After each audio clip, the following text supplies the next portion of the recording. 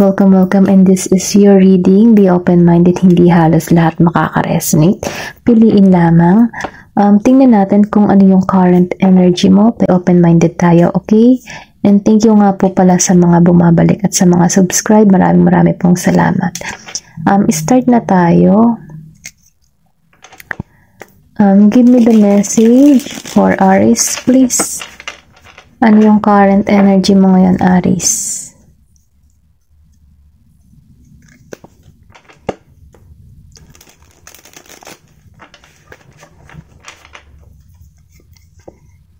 Give me the message for Aries, please.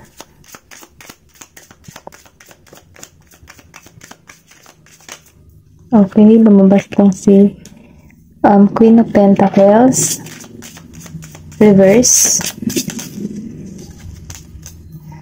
Dito, Four of Wands, upright.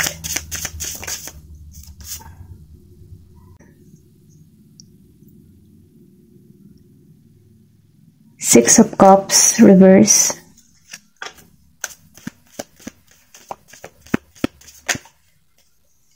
So, and strength. Okay. Sinasabi dito, no, yung iba sa inyo na problema sa pera, gipit, okay? Hindi halos lahat, okay?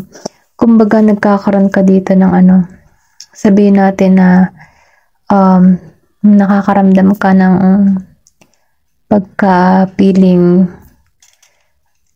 jealous sa iba kasi nakakamit nila yung mga kanilang kumbaga mga pangarap nila, tumatayog yung iba. Pero ganun pa man, yung pagka-selos may hindi naman sobrang inggit na inggit. Kumbaga, pumapasok lang sa isip mo, buti pa sila. Pero ganun pa man, kahit nakakaisip ka ng ganun, hindi ka naman negatibo, no? Hindi siya negative ang kumbaga, ginagawa mo din siyang inspirasyon yung nararamdaman mo para mas magikang mas i-push mo yung sarili mo upang magtagumpay ka din tulad din ng iba. Kumbaga, nakikitaan ko rin dito kasi medyo ka lang, hindi ka pa stable, okay? Hindi halos lahat. Hindi ka pa stable sa panahon ngayon. Kumbaga, marami ka pang plano or iniisip kung ano pa yung mga hakbang na gagawin mo, okay, sa susunod. Kumbaga, nag-iisip ka dito. Kasi maybe nagkakaroon ka din ng inspirasyon sa ibang tao na nagkakaroon ng pag-angat sa buhay. Then, nakikitaan ko dito, sa Four of Wands, 11-11, sinasabi dito, humiling ka. Kung ano man yung mga gusto mong mangyari, mamamanifest mo yun, Then, nakikitaan ko rin dito, kung ikaw man ay nagigipit sa panahon ngayon, magkakaroon ka, makaka-recover ka diyan, at makakatagpo ka talaga ng stable na para sa'yo. Kumbaga, ngayon, binibigyan ka lang ng kumbaga, habaan mo do yung pasensya, dahil darating din yung time na magkakaroon ka din nito, si Queen of Pentacles, kumbaga stable na. So ngayon, sa panahon ngayon, hindi pa, kumbaga may kagipitan ka pa, meron ka pang, sabihin natin, problema. Pero ganun pa man, ito yung naghihintay sa'yo. Nakikita ko dito na magkakaroon ka dito ng masayang pamilya or meron patungo sa'yo. Kung ikaw man ay nasa LDR situation, may uuwi, okay? Nakikita ko rin dito na magsa-celebrate ka, magiging kang masaya, then may reunion. At nakikita ko rin din sa inyo, yung iba may hahantong sa kasalan, okay? Nakikita ko rin dito na kailangan daw ng magandang samahan, teamwork, kasi nakikita ko dito na tagumpay ang naghihintay sa'yo sa family. Kung ikaw man ay may balak na magpamilya na, kung ikaw man isang single na naghahanap ng makakasama sa buhay, darating at darating yung time para sa'yo kasi ito ay promising para sa'yo, ipagkakalob ito sa'yo. So ngayon, sinasabi din dito sa Six of Cups, reverse, kung ikaw man ay nakakaranas ng mga masasakit na nakaraan, kailangan mo na daw tong bitawan.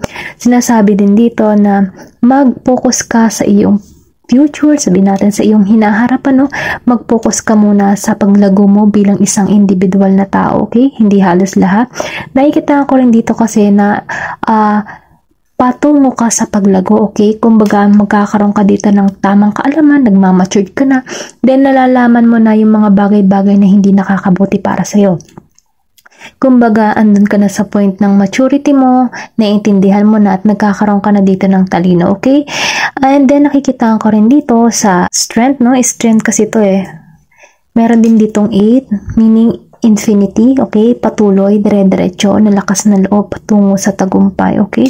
Nakikita ko rin dito no, na meron kang sabihin natin energy ng pagkaliyon. Kumbaga, meron kang lakas ng loob, meron kang tapang, meron kang sabihin natin hindi ka nagpapatalo sa iyong emosyon, sa iyong nararamdaman.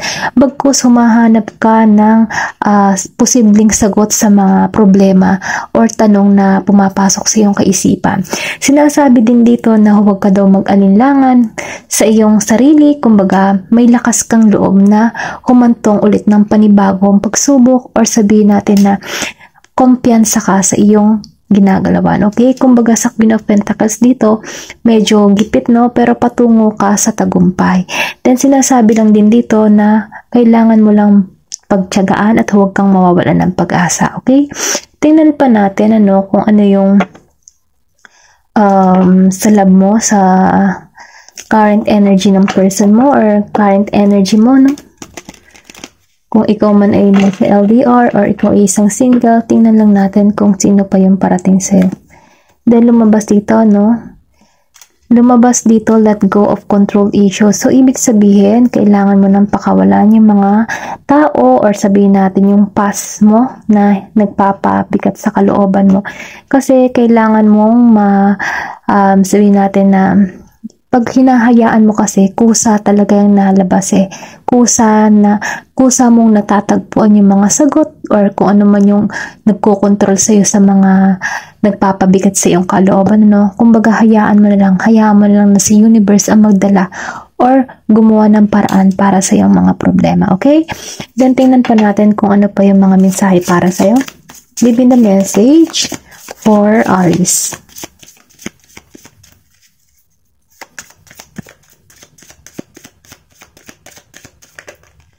Okay, lumabas to. Make the effort and codependency. So, sinasabi dito, ano, yung iba sa inyo nagkakaroon dito ng codependency, kumbaga, nagkakaroon ng paghangad na makahanap ng minamahal sa buhay, kumbaga sobra-sobra yung pagnanais niya. So ngayon kaya siguro sa lumabas din itong si let go of control issue, kumbaga hayaan mo na si universe yung magbigay sa'yo ng tamang tao. Kumbaga dito kapag hinahayaan natin, nagkakaroon to ng natural na pagdaloy ng biyaya, natural na pagdating ng tao na para sa'yo. Kumbaga kapag lalo mong iniisip, halimbawa gusto mo magkaroon ng makakasama sa buhay, kapag lalo mo siyang iniisip at hinahanap mo yung taong iyon, lalong nagiging mailap ang pag-ibig para sa'yo. Kaya sinasabi dito na hayaan mong kusang dumating para sa'yo. Then sinasabi din dito na bigyan mo munang panahon ang iyong sarili, ano? Kasi lumalabas dito na make the effort. Kumbaga, meron ditong darating para sa iyo, okay? Kasi lumabas din dito yung 4 of Wands. So, ibig sabihin, meron darating na para talaga sa iyo. Kaya lang, kailangan mo dito na pagtuunan mo muna ang iyong sarili. Kasi once na nakapokus ka sa iyong sarili, dito na nagaganap ng natural na parating ang taong para sa iyo. Kumbaga, dito na kumikilo si universe na ibigay yung tamang tao sa iyo dahil ikaw ay nasa kumbaga nasa positive thought ka, sa positive nasa positive na pag-iisip ka na kung saan para sa iyong sarili, para magtagumpay, okay? Once na nakatuon kasi yung sarili sa self-love mo, self-care mo, sa goal mo, doon na darating yung tamang tao para sa iyo. Kumbaga, hayaan mo na lamang, no? Kumbaga, hayaan mo na maging natural ang daloy para sa iyo, okay? Ito lang yung nakikita ko, Aries. Then, tingnan pa natin kung ano pa yung lalabas, no? Give me the message for Aries. Perception. So, sinasabi dito, ano, nagkakaroon ka na dito ng pangunawa or dito ka papunta, no, sa pangunawa. Kasi nakikita ko dito na kailangan mo nang alisan yung mga problema or kung ano man yung bumabagabag sa iyong kalooban, ano. Kasi meron talaga naghihintay sa iyo na maganda at malaking oportunidad. Kumbaga, pakawalan mo yung iyong sarili sa mga problema. Then, nakikita ko rin dito na mayroong transformation o pagbabago, bagong simula para sa iyo, patungo sa iyo. Minsan kasi natatakot ka sigurong magsimula ng panibago or pwede ring sabihin na hindi mo alam kung anong kahihinatnan sa pupuntahan mo or pwede ring sabihin sa mga gagawin mo bago simula. Siyempre, pag bago simula, hindi ka aware sa mga gagawin mo. Kaya sinasabi dito na huwag kang matakot, ano, magkakaroon ka dito ng pangunawa na sumubok ng panibagong pag-ibig, panibagong trabaho, panibagong, sabi natin na panibagong pagsubok, no? Kailangan ay huwag ka daw matakot kasi minsan, yung pagsubok na yan ay may magandang kahihinatnan. Okay? Ito lang yung nakikita ko, Aries, no? Ayun, okay? Okay na, hanggang dito na lang, Aries, ano? Thank you for watching and love and peace.